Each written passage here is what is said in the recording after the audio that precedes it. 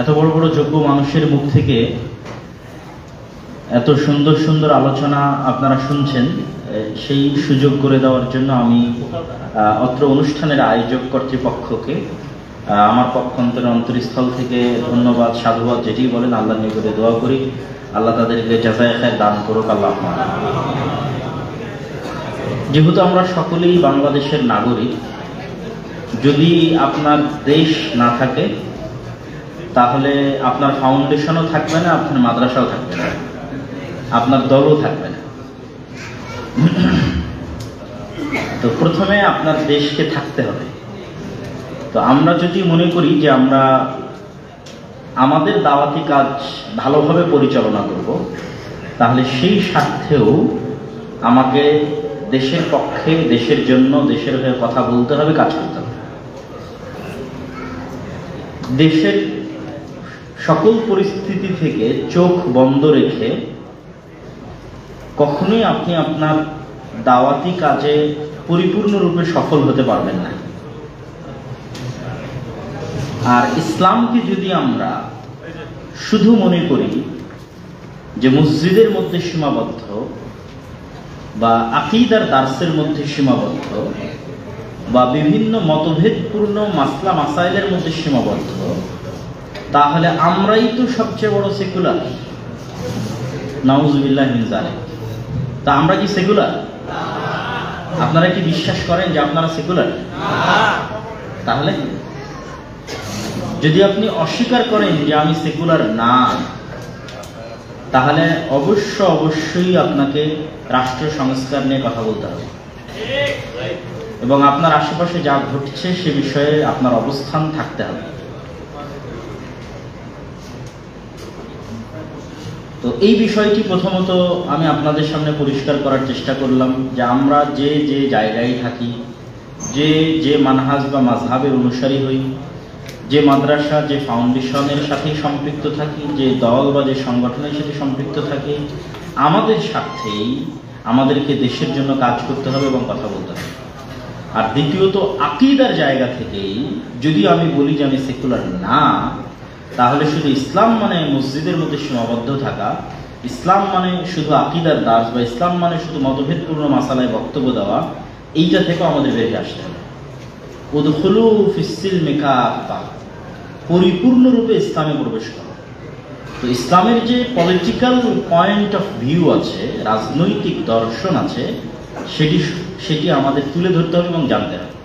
এবং আলহামদুলিল্লাহ এখন সেই সুযোগ এসেছে।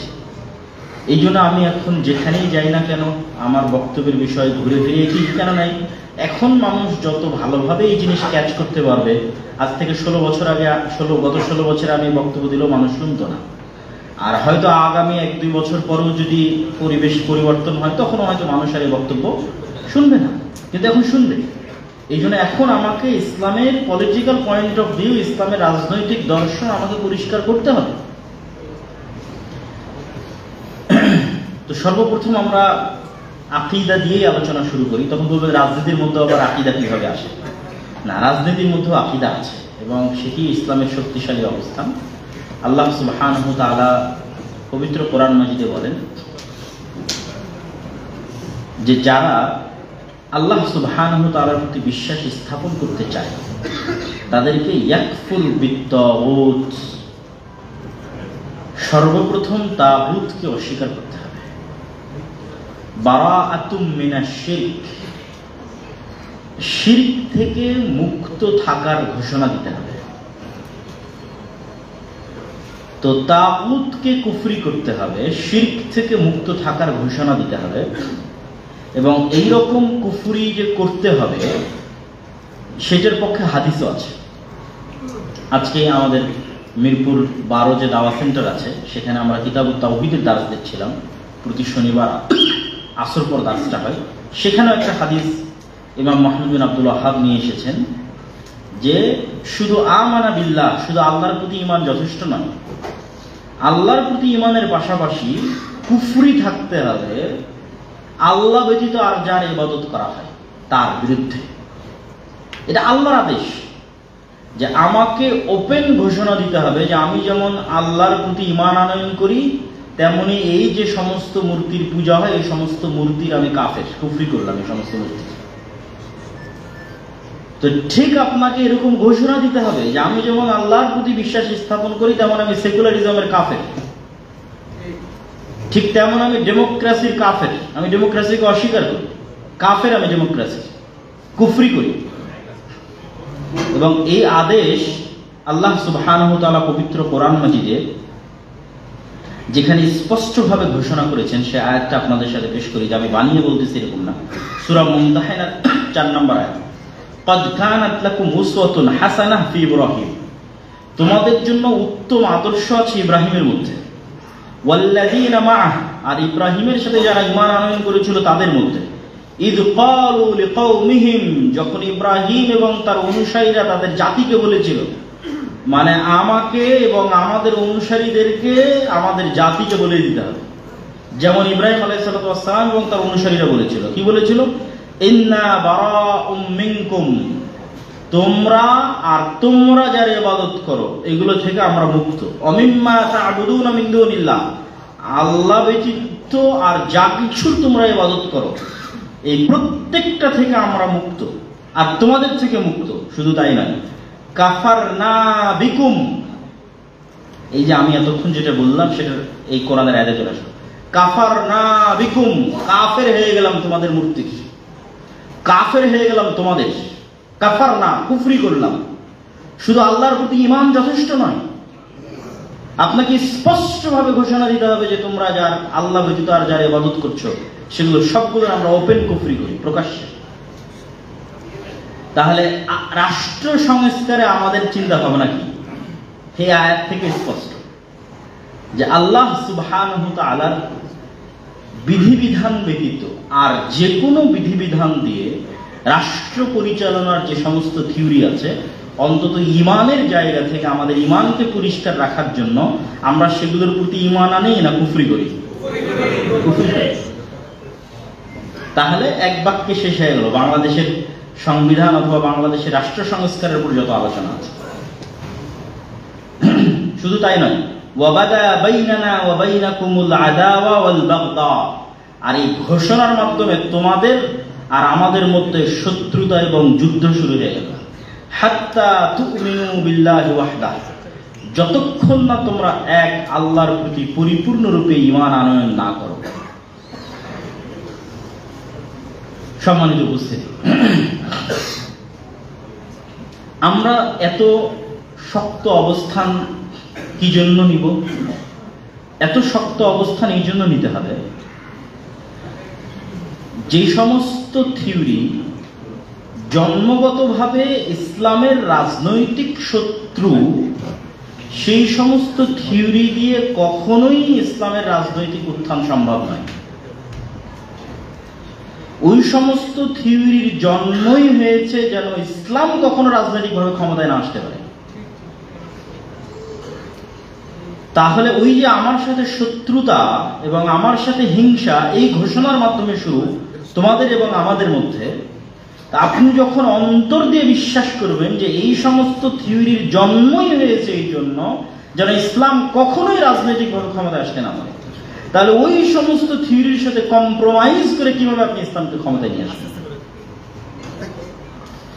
ওই সমস্ত থিওরিকে আপনি তাহলে কিভাবে সহ্য করবেন? তবে চলমান পরিস্থিতিতে আমরা যত দাবি করছি সব দাবি যে মানা হবে, মানবে, এটাও সম্ভব। তাহলে আমাদেরকে আমাদের দাবিগুলোকে সংক্ষিপ্ত করে নিয়ে আসতে হবে। যে বাংলাদেশের সংবিধানের যে মৌলিক পয়েন্টগুলো আছে, এই মৌলিক পয়েন্টগুলো প্রত্যেকটাই, আমি যদি বাড়িয়ে না বলি, প্রত্যেকটাই এক একটা কমপ্লিট কোড অফ লাইফ তাদের দাবি অনুযায়ী, আমাদের দাবি অনুযায়ী না। যেমন বাংলাদেশের সংবিধানের মূলতন্ত্রের মধ্যে লেখা আছে সমাজতন্ত্র। সমাজতন্ত্র একাই তাদের দাবি অনুযায়ী একটা স্বয়ং সম্পূর্ণ আদর্শ, একটা দিন। আল্লাহ সুবহানাহু ওয়া তাআলা বলেছে, ওয়া মান ইয়াবতাগি গায়রাল ইসলামি দীনা, যে ব্যক্তি ইসলাম ব্যতীত অন্য কোনো দিন অনুসরণ করবে, ফালাই ইউকবালা মিন, কবুল করা হবে না। আসলে আপনি তো জানেনই না যে সমাজতন্ত্র একটা দিন, তখন এটা আপনার কাছে মেনে নেওয়া অনেক সহজ হচ্ছে। গণতন্ত্র তো একটা দিন, total complete code of life, যার জন্ম হয়েছে ইসলাম যেন কখনোই রাষ্ট্রীয় ক্ষমতায় না যেতে পারে রাজনৈতিকভাবে। সেকুলারিজম সম্পূর্ণরূপে একটা দিন, ধর্মনিরপেক্ষ মতবাদ। তাহলে একজন মুসলিম হিসেবে আপনি কি অন্য দিনের স্বীকৃতি দিবেন? আরো সহজ করে বলি, একজন মুসলিম হিসেবে কি আপনি হিন্দু ধর্মের মতবাদকে সাপোর্ট দিবেন? একজন মুসলিম হিসেবে আপনি কি খ্রিস্টান বা ইহুদি ধর্মের মতবাদকে সাপোর্ট দিবেন?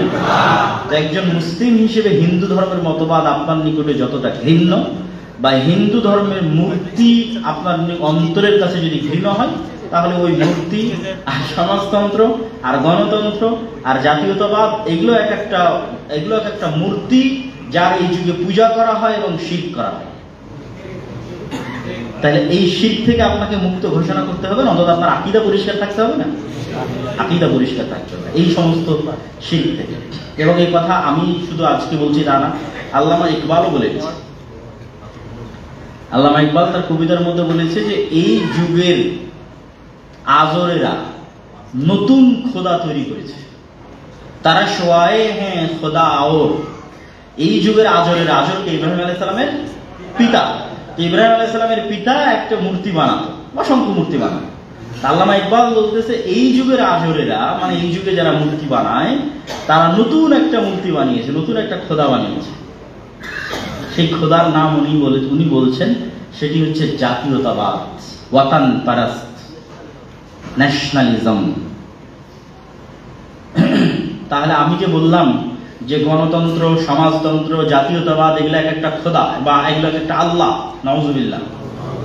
তা এই সমস্ত আল্লাহর কি করা হচ্ছে? পূজা করা হচ্ছে। এই সমস্ত প্রভুর পূজা করা হচ্ছে, অথচ তারা উলুহিয়াত পাওয়ার হকদার না? হকদার না? হকদার না। তাহলে তো আপনাকে কুফরি করতে হবে, লা ইলাহা, কুফরি করতে হবে না? ওয়ামাই ইয়াকফুর বিত্তাগুত কাফারনা বিকুম, এগুলো প্রত্যেকটা কোরআনের আয়াত। তাহলে তো আপনাকে এগুলো থেকে কুফরি করতে হবে, এগুলো বাদ। এই প্রত্যেকটা জায়গায় শুধু কে বসবে? আল্লাহ সুবহানাহু ওয়া তাআলা। সমাজতন্ত্রের জায়গায় কে বসবে? আল্লাহ বা ইসলাম। গণতন্ত্রের জায়গায় কে বসবে? আল্লাহ বা ইসলাম। এবং ইসলামের নিজস্ব রাজনৈতিক দর্শন আছে, আর এই রাজনৈতিক দর্শন কোন কিতাবী দর্শন নয়। সমাজতন্ত্র তো ব্যর্থ।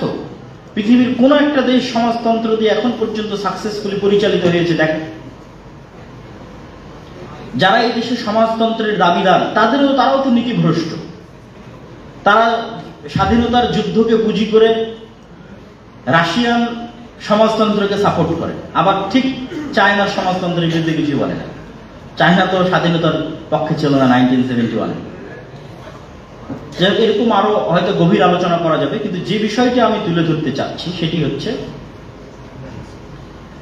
যে যতগুলো তন্ত্র মন্ত্র আছে এগুলো পৃথিবীতে এখন পর্যন্ত মানুষের শান্তি নিরাপত্তা প্রতিষ্ঠায় ব্যর্থ। সারা পৃথিবী বিশ্বযুদ্ধের দিকে ধাবমান, রাশিয়া ইউক্রেনের যুদ্ধকে কেন্দ্র করে। অসংখ্য দেশে ক্ষমতার পট পরিবর্তন, পালা পরিবর্তন, রক্তপ্রবাহ, গৃহযুদ্ধ চলতেছে। আপনি বলবেন আমেরিকায় তো গণতন্ত্র ভালো কাজ করছে, বা ইংল্যান্ডে তো গণতন্ত্র ভালো কাজ করছে।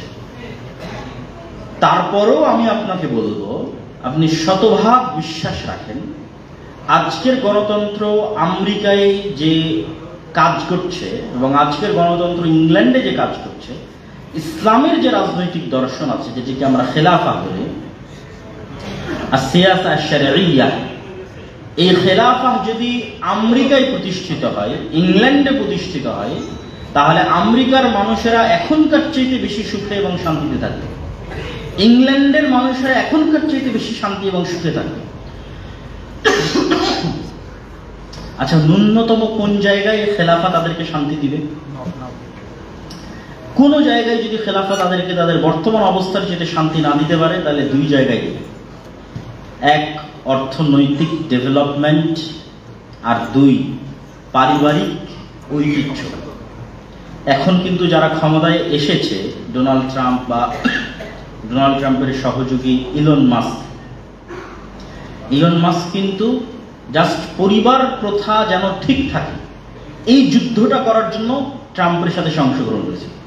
আমাদের দেশীয় রাজনীতিতে ডোনাল্ড ট্রাম্প প্রশাসনের সাথে কি ঘটবে আমি সেই আলোচনায় না গিয়ে জাস্ট পরিবার যে মানুষের জন্য কতটা গুরুত্ব এই পয়েন্টে আমি উদাহরণটা দিচ্ছি। ইলন মাস্কের নিজের সন্তান, ইলন মাস্ক এই ভাইরাসের নাম দিয়েছে LGBTQ ভাইরাসের নাম হচ্ছে ওক ভাইরাস।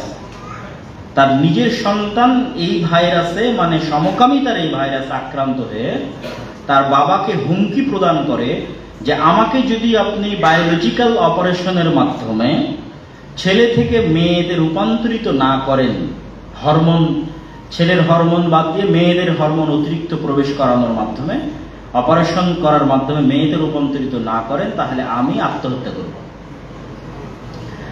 এবং ডাক্তারদের সাজেশনে এবং ছেলের জীবন রক্ষার্থে ইলন মাস্ক রাজি হয় যে ঠিক আছে আমার ছেলের অপারেশন করা হোক। এবং তার ছেলেকে অপারেশন করে মেয়েতে রূপান্তরিত করা হয়েছে এবং তার ছেলে জীবিত থাকা ছেলে এখনো জীবিত। ইলন মাস্ক বলতেছে আমার ছেলে আমার জন্য ডেড, মারা গেছে, আমার ছেলে নাই। এবং এই যে যন্ত্রণা যে তার বাবার সামনে তার ছেলে থেকে মেয়েতে রূপান্তরিত হচ্ছে এবং বাবা বলতেছে আমার ছেলে মৃত, আমার ছেলের আমার নাই, এই যন্ত্রণা থেকে বাঁচতে ইলন মাস্ক তাদের বিরুদ্ধে ফাইট করতেছে। টুইটার কিন্তু সে ব্যবসায়িক লাভের জন্য কিনেনি, ওই জেদ থেকে কিনেছে। ডোনাল্ড ট্রাম্পের সাথে অংশগ্রহণ করেছে ও ব্যবসায়িক লাভের জন্য না, জেদ থেকে। যেই সমস্ত LGBTQ এর যারা ধ্বজাধারী আছে এদের বিরুদ্ধে ফাইট করে। তাহলে আমেরিকার মানুষও এই সেকুলারিজম আর লিবারালিজম তথা উদারনীতি বা আনলিমিটেড স্বাধীনতা, লিবারেল অর্থটা কি? আনলিমিটেড ব্যক্তি স্বাধীনতা আপনার এবং এইটাকেই মানবাধিকার বানিয়ে দেওয়া। আপনার মন চেয়েছে আপনি এখন আইডেন্টিটি চেঞ্জ করে ছেলে থেকে মেয়ে হবেন, এটাই নাকি আপনার মানবাধিকার। নাউজুবিল্লাহ। তাহলে এটাই তো আনলিমিটেড ফ্রিডম, এটাই তো লিবারেল। তাহলে এই যে লিবারেল সিস্টেম এবং সেকুলার সিস্টেম পরিবারকে যে ধ্বংস করেছে, এই জায়গায় যদি ইসলামের রাজনৈতিক দর্শন গালেব থাকতো তাহলে আমেরিকার মানুষের পরিবার এভাবে ধ্বংস হতো। একটা উপকার দিবে, দ্বিতীয় অর্থনীতিতে কি উপকার দিবে? আপনি বলবেন তারা তো এমনি ধনী বা এমনি ভালো। ইহুদিরা আজকের পৃথিবীতে সুদ ভিত্তিক এমন না, সমস্যা, ইহুদিরা বর্তমান পৃথিবীতে সুদ ভিত্তিক এমন একটা ইকোসিস্টেম তৈরি করেছে যে ইকোসিস্টেমের বাইরে একজন মানুষকেও যেতে দিবে না। এবং আমেরিকা এবং ইংল্যান্ডে কেউ এই ইকোসিস্টেমের বাইরে আছে এবং বাইরে থেকে টিকে থাকতে পারবে না। তো বাইরে আছে এটা বহু পরের প্রশ্ন, বাইরে গিয়ে তো টিকতে পারবে না। আপনি যদি ক্রেডিট কার্ডের ইউজার হন এবং আপনি দেখা যাচ্ছে গত 10 বছর থেকে ক্রেডিট কার্ড সাকসেসফুলি ইউজ করতেছে, আপনি আমেরিকা বা ইংল্যান্ডে একটা বাড়ি নিতে গেলে আপনাকে সিকিউরিটি মানি দেওয়া লাগবে না, অনলি জাস্ট এই কারণে যে আপনি ক্রেডিট কার্ড হোল্ডার এবং সেটা ভালোভাবে ইউজ করতেছেন। আর যদি আপনি ক্রেডিট কার্ডের ইউজার না হন তাহলে এখন সিকিউরিটি মানি দেন, এত সিকিউরিটি মানি আপনি কোথায় থেকে দেবেন? সারা জীবনের ইনকাম দিয়ে একটা বাড়ি কেনা কঠিন আছে, বাড়ি ক্রয় করা কঠিন আছে, তাহলে থাকবেন কিভাবে? লোন নিয়ে, সরকারের কাছ থেকে লোন নিয়ে আপনাকে বাড়ি ক্রয় করতে হবে। প্রত্যেকটা জিনিসের পিছনে ইন্স্যুরেন্স আছে, মোবাইলের পিছনে ইন্স্যুরেন্স আছে, ওয়াইফাই রাউটারের পিছনে ইন্স্যুরেন্স আছে। মানুষের লাইফ আর গাড়ি তো বহু দূরের কথা। এমন ভাবে সুদের ইকোসিস্টেম তৈরি করা আছে যে আপনি there is no cash money without loan. প্রত্যেকটা ক্যাশ মানির বিপরীতে লোন আছে। আপনি দাবি করতে পারবেন না যে আমার পকেটের এই ক্যাশ মানিটা স্বাধীন, একটা পয়সাও স্বাধীন নয়, প্রত্যেকটা পয়সার পিছনে লোন আছে। তাহলে আপনি সবকিছুর দৃষ্টিকোণ থেকে স্বাধীন, কিন্তু অর্থনৈতিকভাবে স্বাধীন না। এই জন্য আপনি সঠিক কথা অনলি অর্থনীতির কারণে বলতে পারবেন না, সঠিক জীবনযাপন অনলি অর্থনীতির কারণে করতে পারবেন না। আর এইভাবে শুধু ব্যক্তি না, দেশ পর্যন্ত গোলাম হয়ে আছে, অর্থনৈতিক গোলাম। তাহলে যখন এই জায়গায় ইসলাম আসবে এবং ইসলামের যে অর্থনৈতিক সিস্টেম আছে, যেটা মানুষকে মুক্ত বাজার বা স্বাধীনতা দেয় অর্থনৈতিকভাবে এবং টাকাকে কুক্ষিগত করে না, কল্যাণমূলক চিন্তা করে, এইটা বর্তমান যারা আমেরিকা এবং ইংল্যান্ডের নাগরিক আছে তাদের জন্য হাজার হাজার গুণ উপকারী হবে। তাহলে ইসলামের এই রাজনৈতিক দর্শন বা রাজনৈতিক চিন্তা সমগ্র পৃথিবীর জন্য উপকারী, শুধু মুসলমানদের জন্য না। এই জিনিসটা আমরা বুঝাতে পারি না। কেন বুঝাতে পারি না? ইসলামী খেলাফা মানে নেগেটিভ পিকচার, ইসলামী শাসন ব্যবস্থা মানে মিডিয়া নেগেটিভ পিকচার তুলে ধরে, ওখানে কল্লা উড়াই দিচ্ছে, ওখানে প্রকাশ্যে দৌড়া মারা হচ্ছে, ওখানে এই সেই ইত্যাদি অনেক কিছু। তথা ইসলামের যে ক্রিমিনাল ল আছে এটা একটা পার্ট, একটা ছোট্ট থেকে ছোট্ট পার্ট, যে আপনি ক্রিমিনাল ল কিভাবে দেশে পরিচালনা করবেন, জাস্ট ওই জিনিসগুলোর প্রতি ফোকাস রেখে মানুষকে ভয় দেখানো হয়, দেখো এই হবে। কিন্তু ইসলামী খেলাফার যে পজিটিভ সাইড আছে, ভালো দিক আছে, এটা কখনই তুলে ধরা হয় এবং পৃথিবীতে প্রতিষ্ঠিত প্রমাণিত, বইয়ের কিতাবি থিওরি না। আজ থেকে 100 বছর, আজকে 500 বছর আগে, 1000 বছর আগে এই পৃথিবীতে প্রতিষ্ঠিত এবং প্রমাণিত এই সিস্টেম যে সাকসেসফুল মানুষকে শান্তি এবং নিরাপত্তা দিতে। তো ইসলামী খেলাফার পজিটিভ সাইডগুলো বলতে গেলে আপনাকে সর্বপ্রথম মাথায় রাখতে হবে যে ইসলাম ন্যায়পরায়ণতা এবং সত্যবাদিতায় বিশ্বাস করে। যদিও এই কথা বলার কারণে আমি বিভিন্নভাবে সমালোচিত, কিন্তু মানুষকে আমি এটি বোঝানোর চেষ্টা করি যে আসলে আমার কথার দ্বারা কি উদ্দেশ্য এবং সেটি মানুষ বুঝুক। একজন মানুষ ব্যক্তিগত জীবনে সত্যবাদী না, ন্যায়পরায়ণ না, সে ক্ষমা চেয়ে নিয়ে ক্ষমা পেলে জান্নাতে অবশ্যই যেতে পারে, কিন্তু তাওহীদ ছাড়া সে কখনোই জান্নাতে যাবে না। অতএব তাওহীদই সবচেয়ে বড় সত্যবাদিতা, সবচেয়ে বড় ন্যায়পরায়ণতা। কেননা একমাত্র সত্য ইলাহকে আল্লাহ, আর আপনি আল্লাহ ব্যতীত অন্য কাউকে যদি ইলাহ মানেন তাহলে সেটি তো অন্যায়। তাহলে একমাত্র ন্যায় দাবি উলুহিয়াতের ক্ষেত্রে কে ইলাহ? আল্লাহ ইলাহ, এটি একমাত্র ন্যায়, বাকি সব অন্যায়, সবগুলো অত্যাচার। তাহলে সবচেয়ে বড় সত্যবাদিতা ন্যায়পরায়ণতা তাওহীদই। কিন্তু এর বাইরে গিয়েও সত্যবাদিতা এবং ন্যায়পরায়ণতার গুরুত্ব আমি যেটা তুলে ধরতে চেয়েছি, যে আমরা চাচ্ছি আমি রাষ্ট্র ক্ষমতায় যাব, এই কথা যদি আমি বুঝাতে না পারি সেটা আমার ব্যর্থতা। আমি কোনো বই থেকে পড়ে সাজিয়ে নতুন কোনো তত্ত্ব নিয়ে আসছি এরকম না, বরং আমার এটি মনে হয়েছে কোরআন এবং হাদিস থেকে আমি এটি সঠিক বুঝেছি। সেটি কি? আল্লাহ সুবহানাহু ওয়া তাআলা নিজের জন্য জুলুমকে হারাম করেছে। তার মানে সারা পৃথিবী আল্লাহ কিভাবে চালাচ্ছে? ন্যায়ের সাথে চালাচ্ছে। কিভাবে চালাচ্ছে? ন্যায়ের সাথে চালাচ্ছে। এই জন্য আল্লাহ সব জায়গায় যখন তার শক্তিমত্তার কথা বলেছে তখন বলেছে হাকিম, যে আমি আজিজ, যা ইচ্ছা তাই করতে পারবো, কেউ কোয়েশ্চেন করার নাই, কেউ প্রশ্ন করার নাই। কিন্তু আমি জুলুম করবো না, কেন? আমি হাকিম, আমি প্রজ্ঞাময়। পাওয়ার থাকার পরও জুলুম করবো, পাওয়ার থাকার পর আমি সবচেয়ে ন্যায় করাই। তাহলে পুরো পৃথিবী, আসমান জমিন এবং তার মধ্যে যা কিছু আছে আল্লাহ কিসের ভিত্তিতে চালাচ্ছে? ন্যায়ের মানদণ্ডে চালাচ্ছে। আচ্ছা, এবার বলেন তো, রাষ্ট্র ক্ষমতা বা রাজত্বের একচ্ছত্র মালিকানা কার হাতে? আল্লাহর হাতে। এটা তো আমাদের পরিষ্কার বিশ্বাস। কুলিল্লাহুম্মা মালিকাল মুলক তুতিল মুলকা মান তাশা ওয়া তানজিউল মুলকা মিম্মান তাশা। নাযা মানে কি? নাযা মানে হচ্ছে একটা গরম লোহা যদি আপনি চট বা পাটের মধ্যে ধরেন, ধরে টেনে বের করেন, তাহলে ওই লোহা, ওই চটের অনেক ছাল বাকলা লোহার কাছে চলে আসবে। তো আল্লাহ এইভাবে রাজত্ব ছিনিয়ে নেয়। এইভাবে 36 দিনে কিভাবে আল্লাহ রাজত্ব ছিনিয়ে নিল দেয়, এই ভাষায় আল্লাহ ব্যবহার করেছে, আল্লাহ নাযা করে। তাহলে প্রত্যেক যারা ক্ষমতায় আছে তারা অস্থায়ী। তাহলে এই বাংলাদেশের স্থায়ী রাজত্বের মালিকানা কার হাতে? আল্লাহ। আল্লাহ পৃথিবী চালায় কি দিয়ে? ন্যায়পরায়ণতা দিয়ে। এখন আপনি দাবি করছেন আপনি মুসলিম, আপনি আল্লাহর অনুসারী, আল্লাহর তাওহীদে বিশ্বাসী, আপনি চান আল্লাহ আপনাকে ক্ষমতা দিক। তো আপনি আল্লাহর কাছে ক্ষমতা চাচ্ছেন, আল্লাহ আপনাকে ক্ষমতা দিক, আর আল্লাহ পৃথিবী পরিচালনা করে ন্যায়ের সাথে। তো আপনি যদি আপনার পার্সোনাল লাইফ, ফ্যামিলি লাইফে অন্যায়কারী হন, তাহলে আল্লাহ কি কখনো আপনাকে তার দয়ায় রাষ্ট্রের দায়িত্ব দিবে? যে তার স্ত্রীর সাথে অন্যায়কারী তাকে আল্লাহ রাষ্ট্রের দায়িত্ব দিয়ে দিবে? যে তার বোনের সম্পত্তি ভালোভাবে বুঝিয়ে দেয়নি, অন্যায় করেছে, তাকে আল্লাহ রাষ্ট্রের দায়িত্ব দিয়ে দিবে? ইম্পসিবল। আল্লাহ তাকে ক্ষমা করে জান্নাতে দিতে পারে, কিন্তু আল্লাহর ক্ষমতার অংশ দয়ায়, কেন পুরো পৃথিবীতে একচ্ছত্র ক্ষমতা কার? আল্লাহ। তো আল্লাহর ক্ষমতার অংশ আল্লাহ দয়া করে একজনকে দিয়ে দিবে, কেননা সে আল্লাহর বান্দা, আল্লাহর অনুসারী, আল্লাহর দয়ায় দিবে। অথচ সে পার্সোনাল লাইফে স্ত্রীর সাথে অন্যায়কারী, বোনের সাথে অন্যায়কারী, ভাইয়ের সাথে অন্যায়, এরকম অসম্ভব, অসম্ভব।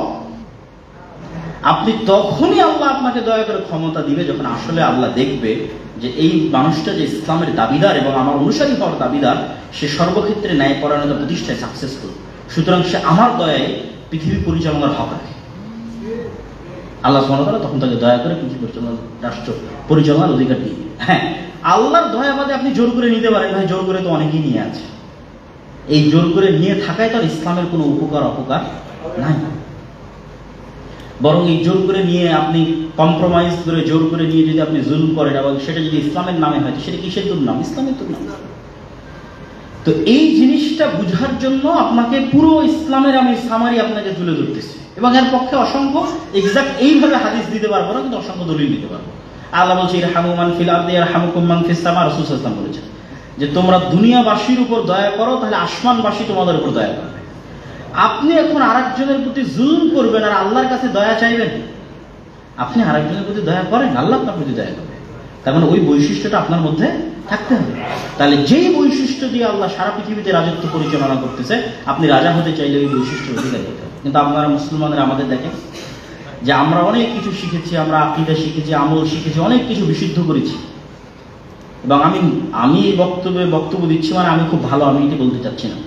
আমরা অধিকাংশই নিজ নিজ জীবনে অন্যায়ের সাথে যুক্ত, এবং ইসলাম মানে যে এই জিনিসটা বুঝতে হয় এটিও আমরা বুঝতে পারিনি, আমরা বক্তারাও মানুষকে বুঝাতে পারিনি। এটা কতটা লজ্জাস্কর হতে পারে যে একজন মানুষ মাথায় টুপি, মুখে দাড়ি দিয়ে বলতেছে যে সে প্রশ্ন ফাঁসের টাকা আল্লাহ রাস্তায় দান করে। এটা আমাদের জন্য লজ্জাস্কর, আমাদের আলেম ওলামাদের জন্য, যে আমরা তাকে বুঝাতে পারিনি যে ইসলাম মানে আগে তোমাকে ন্যায়পরায়ণ হতে হবে। এবং এটা আমি হাদিস দিয়ে দলিল দিয়ে আপনাদের সামনে প্রমাণ দিচ্ছি একটু পরে। কিছুদিন আগে দেখবেন ভিডিওতে সাক্ষাৎকার দিচ্ছে, মাথায় সিজদার কপালের দাগ পড়ে আছে, সে কোন প্রশ্ন ফাঁসের জন্য কত টাকা নিত মানুষ ভিডিওতে দেখেছে। তাকে আল্লাহ ক্ষমতা দিবে? সম্ভব। বরং সে আমাদের জন্য লজ্জার যে আমরা বুঝাতে পারিনি ইসলাম মানে। তাহলে এই সমস্ত মানুষগুলো কি? এই সমস্ত মানুষগুলো বা এই ধরনের মুসলমানেরা আসলে মুনাফিক। তাদের নেফাকি ঢাকতে তারা এই ধরনের বাহ্যিক রিচুয়ালগুলো অনুসরণ করে। ইসলামের যে বাহ্যিক রিচুয়াল আছে, আনুষ্ঠানিকতা আছে, যা আল্লাহর নবী দিয়ে গেছে, সালাত, সিয়াম, হজ, যাকাত, এগুলো বাহ্যিক এবং আনুষ্ঠানিকতা। আপনি এবং আমি প্রকৃত অর্থে মুনাফিক। আমার মুনাফিকিটা যেন মানুষ বুঝতে না পারে, এই মুনাফিকিটা ঢাকতে আমি সালাতে যাই, আমি হজ করি, অসংখ্য কিছু, কিন্তু আসলে আমি মুনাফিক। দলিল কোথায়? রাসূলুল্লাহ সাল্লাল্লাহু আলাইহি সাল্লাম বলেছেন আরবা মান কুন্না ফি বা সালাসাতুন মান কুন্না ফি, তিনটা বৈশিষ্ট্য যার মধ্যে থাকবে, মুনাফিকান খালিসা, নিষ্কলুষ মুনাফিক, খাঁটি মুনাফিক। এই তিনটা বৈশিষ্ট্যের মধ্যে আল্লাহর নবী এটা বলেননি যে যে জেনা করে, যে মদ খায়, যে বিড়ি সিগারেট পান করে, বলেননি। কি বলেছেন? ইযা হাদ্দাসা কাযাবা, যখন কথা বলে মিথ্যা বলে। ওয়া ইযা ওয়াহাদা আখলাফা, যখন ওয়াদা করে তখন ভঙ্গ করে। ওয়া ইযা তুমিনা খানা, যখন তার কাছে কোনো কিছু আমানত রাখা হয় খেয়ানত করে। তা আমানত কি শুধু টাকা না দায়িত্ব? আমানত, দায়িত্ব আমানত। আপনি প্রিন্সিপাল আমানত, মাদ্রাসার প্রিন্সিপাল আমানত, দলের আমির আমানত, দলের সভাপতি আমানত, মসজিদের ইমাম আমানত, মসজিদ কমিটির সভাপতি আমানত। কিন্তু অধিকাংশই তাদের নিজ নিজ আমানতের জায়গায় কি করেছে? তাহলে ওসি, ডিসি, এসপি, প্রধানমন্ত্রী, এদের সবাইকে কি দেওয়া আছে? আমানত দেওয়া আছে। কিন্তু এই সমস্ত আমানতগুলোতে খেয়ানত করার মাধ্যমে এরা মুনাফিক হয়ে গেছে। কিন্তু এই মুনাফিকি ঢাকবে কি দিয়ে? ঢাকতে চলে গেছে হজ করতে। দলিল আল্লাহর নবীর হাদিস, এরা তো মুনাফিক, আল্লাহর নবী বলে দিয়েছে। তো আমরা মুসলমানেরা এই একটা জায়গায় পিছিয়ে থাকার কারণে নেতৃত্বে, আল্লাহর দয়ায় নেতৃত্বে যেতে পারতেছি না। যে আল্লাহর রহমতে আমি নেতৃত্ব দিব, সেই জায়গায় আমরা পৌঁছতে পারতেছি। আর এইটা যে মুনাফিক, এটা আপনাকে বুঝতে হবে যে আপনি মুনাফিক। কেননা আপনি মানুষের হক নষ্ট করছেন, সুতরাং আপনি আল্লাহর হক আসলে পরিপূর্ণ আদায় করেন না। কিন্তু মানুষের হক নষ্ট করার পর আল্লাহর হক আদায় করছেন কেন? আপনার এই মুনাফিকিটা ঢাকার জন্য, মানুষকে দেখার জন্য। আপনি যখন পূর্ণ ন্যায়ের সাথে, পূর্ণ সত্যবাদিতার সাথে জীবন যাপন করেন, আর ওই অবস্থায় যখন আপনি সালাতে দাঁড়াবেন, তখন আপনি হচ্ছে পূর্ণ বিশ্বাসী মুমিন, যে এখন সালাত আদায় করতেছেন। সে মানুষের সাথে অন্যায় করে না, আল্লাহর সাথে করে না। সম্মানিত উপস্থিতি, তাহলে গত 16 বছর এই ধরনের অসংখ্য মুনাফিক দিয়ে দেশ পরিপূর্ণ ছিল। কোন ওসিডিসি, এসপি, মন্ত্রী, জালসা সম্মেলনের প্রধান অতিথি ছিল না বলেন? সবাই ছিল। কতজন সালাত আদায়কারী, হাজি, উমরাকারী ছিল না? প্রায় অধিকাংশই ছিল। কিন্তু সবাই নিজ নিজ দায়িত্বের সাথে খেয়ানত করে জুলুম করেছে, অত্যাচার করেছে। এই জায়গা থেকে যারা আমরা ইসলামপন্থী আছে আমাদের শিক্ষা, আমি একজন মাদ্রাসার দায়িত্বশীল হিসেবে জুলুম করছি কিনা, আমি একজন দলের আমির হিসেবে জুলুম করছি কিনা। আপনাকে আর একটা আজকে মূলনীতি বলে যাই। এই যে আজকে এখানে অনেক ঘরানার আলেম ওলামা একত্রিত হয়েছে, মাশাআল্লাহ, বারাকাল্লাহ। এইরকম যত মতভেদ আছে, দেওবন্দীদের মধ্যে মতভেদ হোক, আহলুল হাদিসদের মধ্যে হোক, অন্য আর কারো মধ্যে হোক, পৃথিবীর অন্য আর কারো মধ্যে হোক, এই মতভেদগুলোতে যখন আদর্শিক বিষয়টা সামনে আনা হয়, এটা ডাহা মিথ্যা কথা। একটা জিনিস মনে রাখবেন, এটা ডাহা মিথ্যা কথা, যে তার সাথে আমার আদর্শের মিলেনি তাই আমরা একসাথে থাকি, এটা মিথ্যা কথা। সেটা দেওবন্দীদের মধ্যে মতভেদ হোক অথবা আহলে হাদিসদের মধ্যে মতভেদ হোক। আসলে কি ঘটেছে? আসলে ওই জায়গায় সত্যবাদিতা এবং ন্যায়পরায়ণতা অনুপস্থিত ছিল। হয় যিনি আমির তিনি সত্যবাদী নন, না হয় যে মামুর সে সত্যবাদী নয়। হয় আমির জুলুম করেছে, না হয় মামুর জুলুম করেছে, এর বাইরে আর কিচ্ছু না। মাদ্রাসা ভেঙে মাদ্রাসা হয়েছে, দল ভেঙে দল হয়েছে, প্রত্যেকটা জায়গায় আদর্শিক কোনো কারণ নেই। সেখানে কি অনুপস্থিত ছিল? সত্যবাদিতা অনুপস্থিত ছিল, ন্যায়পরায়ণতা অনুপস্থিত। হয় আমার পক্ষ থেকে নয় আমার অনুসারীর পক্ষ থেকে। তো এই জিনিসটার প্রতি এই জন্য আমি এখনকার ইদানিং বক্তব্যগুলোতে সবচেয়ে বেশি গুরুত্ব দিচ্ছি এবং দেওয়া উচিত বলে আমি মনে করছি যে আমরা যদি রাষ্ট্র ক্ষমতায় যেতে চাই, আমাদের মুসলমানদের এই সংশোধন এবং এই সংস্কারটা সবচেয়ে জরুরি। সম্মানিত উপস্থিতি, তো আমি যে বিষয় তুলে ধরছিলাম যে আমাদের এত বেশি বিস্তারিত দাবি করলে সেই দাবিগুলো গ্রহণীয় হবে না, আমাদের সংক্ষিপ্ত এবং ছোট দাবি করতে হবে। সেটি কি? আমরা বাংলাদেশের রাষ্ট্রে সেকুলারিজম দেখতে চাই না। বাংলাদেশের রাষ্ট্র পরিচালিত হতে হবে ইসলামের ভিত্তিতে। ইসলামের ভিত্তি এটি মৌলিক আদর্শের অন্তর্ভুক্ত থাকবে, তার সাথে অন্যদের অধিকার সংরক্ষণের জন্য যা করা লাগে, মানে তাদের দাবি যে যদি ইসলাম আনা হয় তাহলে এটি হচ্ছে সাম্প্রদায়িকতা, যদি ইসলাম আনা হয় তাহলে এটি হচ্ছে ফ্যাসিজম। কিন্তু আমি আপনাকে বলি যে যদি সেকুলারিজম আসে তাহলে নাস্তিকরা বাদে যারাই ধর্মে বিশ্বাস করে এরা সেকেন্ড ক্লাস সিটিজেন। এটা রাষ্ট্রের মূল আদর্শ যখন সেকুলার হয় তখন প্রত্যেক মুসলিম দ্বিতীয় শ্রেণীর নাগরিক, আপনি প্রথম শ্রেণীর নাগরিক না। এবং শুধু তাই নয়, আপনাদেরকে স্পষ্ট করতে হবে যে এই 24-এর যে অভ্যুত্থান, এই অভ্যুত্থানে যে 2000 আনুমানিক ছাত্র প্রাণ দিল, এই 16 বছর আপনারা যে জুলুম এবং অত্যাচারের কথা বলছেন, এই জুলুম এবং অত্যাচার হাসিনা কি ইসলামের নামে চালাইছিল? ইসলামের নামে জুলুম চালাইছিল? হাসিনা সেকুলারিজমের নামে জুলুম চালিয়েছে। সে নিজেকে সবসময় অসাম্প্রদায়িক এবং সেকুলার বলে দাবি করেছে এবং সবসময় গণতন্ত্রের নামে জুলুম চালিয়েছে। হাসিনা কি সবসময় দাবি করতো না যে আমি গণতান্ত্রিক এবং গণতন্ত্রের বিজয় চাই? সবসময় দাবি করতো। তাহলে সে গণতন্ত্রের নামে আমাদের উপর জুলুম করেছে, সেকুলারিজমের নামে আমাদের উপর জুলুম করেছে। তাহলে লাস্ট সামারি কি দাঁড়ালো? বৈষম্য বিরোধী ছাত্র আন্দোলনে 2000 ছাত্রকে হাসিনা হত্যা করেনি, সেকুলারিজম হত্যা করেছে। বৈষম্য বিরোধী ছাত্র আন্দোলনে 2000 ছাত্রকে গণতন্ত্র হত্যা করেছে। গত 16 বছরে তৈরি করে রাখা আয়নাঘর হাসিনা তৈরি করে, এটা সেকুলারিজম তৈরি করেছে।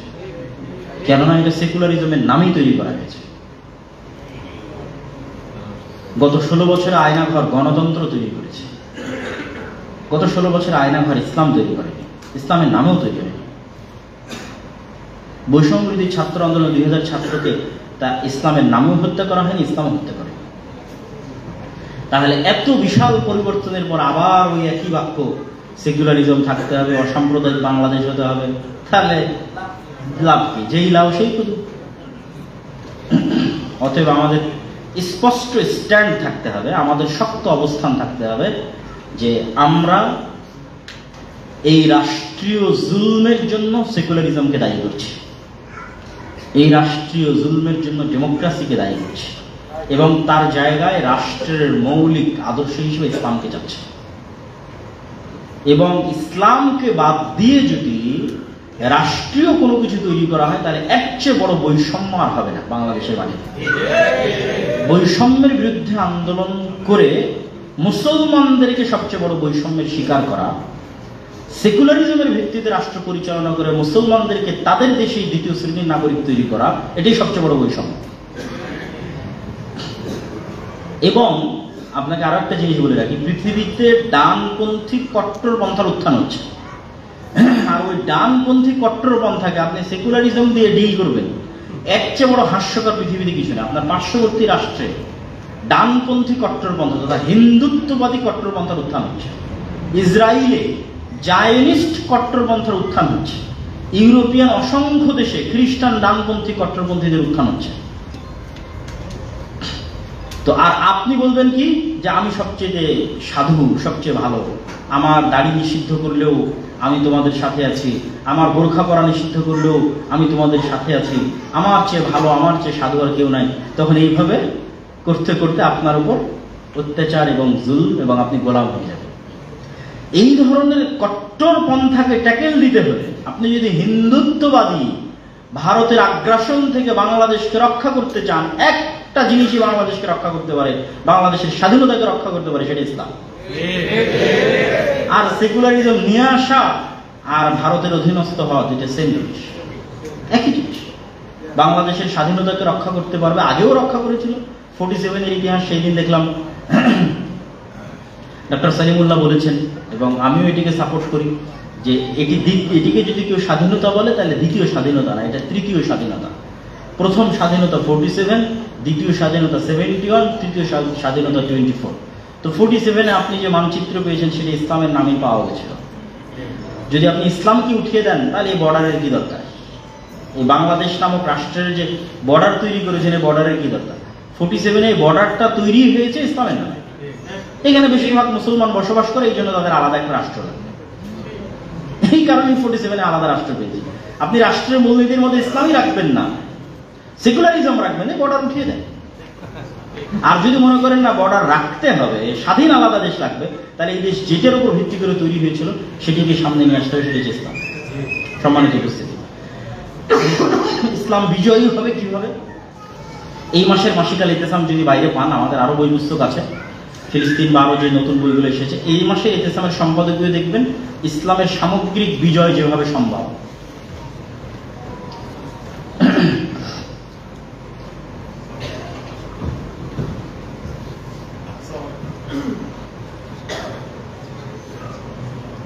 ইসলামের সামগ্রিক বিজয় যেভাবে সম্ভব, এই মর্মে মাসিকাল ইতেসামের এই মাসে একটা সম্পাদকীয় আছে। যদি কারো পক্ষে পড়া সম্ভব হয় পড়বেন। আমি জাস্ট সামারি বলি, এই 5ই আগস্ট বা জুলাইয়ের যে অভ্যুত্থান, এই অভ্যুত্থানের স্টেক হোল্ডার মুসলমানেরা হতে পারলো না কেন? এর চেয়ে বড় সুযোগ মুসলমানেরা স্টেক হোল্ডার হবে বাংলাদেশে আসে, বাংলাদেশের গত 50 বছরের ইতিহাসে আসে, তারপরে মুসলমানেরা পারলো না কেন? সব স্টেক হোল্ডার তো এনজিওরা হয়ে বসে আছে। তার সবচেয়ে বড় কারণ হচ্ছে মুসলমানদের নিজস্ব শক্তিশালী কোনো প্রতিষ্ঠান ছিল না। মুসলমানদের না নিজস্ব শক্তিশালী কোনো মিডিয়া আছে, মুসলমানদের না নিজস্ব শক্তিশালী কোনো অর্থনৈতিক প্রতিষ্ঠান আছে। আমরা কত কষ্ট করে একটা মাদ্রাসা চালাই, একটা শিক্ষা প্রতিষ্ঠান চালাই, ব্রাকের বাৎসরিক ইনকাম 12,000 কোটি টাকা, বাৎসরিক আয় ব্যয় 12,000 কোটি টাকা। আপনার মাদ্রাসার কত? সারা বাংলাদেশের সব মাদ্রাসা মিলে কত? তাহলে মুসলমানদের প্রতিনিধিত্বকারী কোনো অর্থনৈতিক শক্তিশালী প্রতিষ্ঠান না থাকায়, প্রতিনিধিত্বকারী শক্তিশালী কোনো মিডিয়া না থাকায় মুসলমানেরাই জীবন দিল, মুসলমানেরাই আন্দোলন করলো, কিন্তু রাষ্ট্রে তাদের কোনো স্টেক নাই। একই ঘটনা 47-এও ঘটেছিল। শায়েখ আছেন, শায়েখ ভালো ইতিহাস বলতে পারবেন। দীর্ঘ 190 বছরের আন্দোলনে রক্ত দিয়েছে ভারতের স্বাধীনতার জন্য, পাকিস্তানের স্বাধীনতার জন্য, বাংলাদেশের স্বাধীনতার জন্য ব্রিটিশদের বিরুদ্ধে মুসলমানেরা। কিন্তু ব্রিটিশরা যখন এই দেশ 47-এ ছেড়ে দিয়ে গেল, কোনো মুসলমান মুজাহিদদের হাতে দেশ দিয়ে যায়। তারা তাদের মতো সেকুলার আগে 1935 বা তার আগে থেকে ভারত শাসন আইন তৈরি করার মাধ্যমে তৈরি করেছে, ওই সমস্ত সেকুলার মুসলিমদের হাতে দেশ দিয়েছে, কিন্তু রক্ত দিয়েছে মুসলমানের। এই 24-এর আন্দোলনে মুসলমানের সন্তানেরা রক্ত দিল, আর রাষ্ট্রের গদিতে বসলে এনজিওরা, আর সেখান থেকে বসে নাকি সেকুলারিজমের বলি আওড়ায়। এর চেয়ে বড় বৈষম্য হতে পারে? অসম্ভব। এর চেয়ে বড় বৈষম্য হতে পারে? তাহলে আপনাদের শক্তিশালী প্রতিষ্ঠান লাগবে, দাওয়াতি কাজ করতে হবে। দাওয়াতি কাজ নবীদের বৈশিষ্ট্য। আল্লাহ এখনো যদি বাংলাদেশে কোনো নবী পাঠাতেন, তিনিও দাওয়াতি কাজই করতেন। তো আল্লাহ সুবহানাহু ওয়া তাআলা নবী পাঠাবেন না, তো নবীদের উত্তরসূরিরা আছে, তাদের কি কাজ? দাওয়াতি কাজ করতে হবে এবং নিঃস্বার্থ দাওয়াতি কাজ হতে হবে। আমরা গত 16 বছর যতজনের কাছে গেছি স্বার্থের জন্য গেছি, এখনো যে যাচ্ছি তাও স্বার্থের জন্য। নিঃস্বার্থ যেতে হবে। স্বার্থের জন্য বলতে আমি মানে খোলাখুলি বলতেছি আর কি, যে গত 16 বছর কোনো এমপির কাছে গেছি, ভাই আমার মাদ্রাসার এটা একটু আটকে আছে করে দেন, আমার দলের এটা একটু সমস্যা যদি করে দেন, ভাই আমার নামে একটা মামলা দেখে দেন। নিঃস্বার্থভাবে বললে ইসলামের দাওয়াত নিয়ে তো আমি এমপির কাছে যাইনি, কিন্তু ওসিডিসি এসপি মন্ত্রীর কাছে তো কোনোদিন যাইনি। নিঃস্বার্থ দাওয়াতি কাজ লাগবে, ইম্প্যাক্ট আছে, প্রভাব আছে।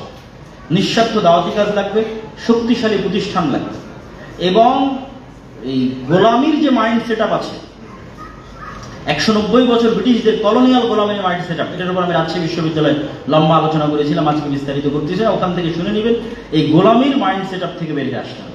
মুসলমানদেরকে নিজেদের দিনের উপর কট্টর হতে হবে, আর এই সমস্ত কুফরি মতবাদের সাথে প্রকাশ্যে কুফরি করতে হবে। যে প্রকাশ্যে আমি আজকে থেকে নিজেকে প্রকাশ্যে এই সমস্ত মতবাদের কাফের ঘোষণা করতেছি, এই সমস্ত মতবাদের সাথে কুফরি করলাম। আরবিতে আল্লাহ কোরআনে যেমন বলেছে, কাফারনা বিকুম ওমাই ইয়াকফুর বিত্তাগুত, এই সমস্ত কুফরি মতবাদের সাথে কুফরি করলাম।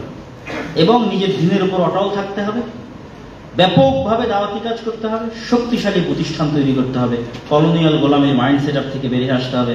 আল্লাহ সুবহানাহু ওয়া তাআলা বাংলাদেশের মুসলমানদেরকে তাদের দিনের উপর অটল থাকার তৌফিক দান করুক, আল্লাহুম্মা আমিন। এবং বাংলাদেশের স্বাধীনতাকে অটুট রাখুক, আল্লাহুম্মা আমিন। এবং বাংলাদেশকে আল্লাহ সুবহানাহু ওয়া তাআলা তার দরবারে অদূর ভবিষ্যতে দারুল ইসলাম হিসেবে কবুল করুক, আল্লাহুম্মা আমিন। আসসালামু আলাইকুম ওয়া রাহমাতুল্লাহি ওয়া বারাকাতুহু।